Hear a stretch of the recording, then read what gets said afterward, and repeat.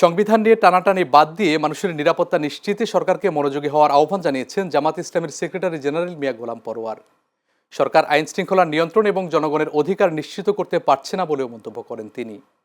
শিশু রামিসা হত্যাকাণ্ড এবং সারা দেশে আইন শৃঙ্খলা পরিস্থিতির অবনতির প্রতিবাদে বিকেলে রাজধানীর বাইতুল মোকাররম উত্তর গেটে আয়োজিত সমাবেশে এসব কথা বলেন তিনি। গোলাম পরোয়ার বলেন, মিরপুরে শিশু রামিসা হত্যাকাণ্ড আইয়ামে জাহেলিয়াতকেও হার মানিয়েছে। জড়িতদের দৃষ্টান্তমূলক শাস্তি দিতে হবে।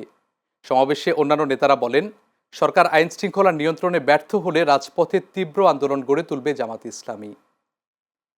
ফেসবুকে নানান প্রচার করে জামাতের এমপিদের নৈতিকতা সততাকে ম্লান করার জন্য একটি পরিকল্পিত সিন্ডিকেট তৈরি করা হয়েছে। আপনারা কোন অপপ্রচারে কান না দিয়ে আসুন। এই সমাজ ভাঙতে হবে। এই জাহেলি সমাজ ভেঙে আল্লাহর বিধানের সমাজ ছাড়া এই নিষ্ঠুরতা থেকে বাঁচার কোনো বিকল্প পথ নেই। মান আল্লাহ আমাদের সকলকে ক্ষমা করুন।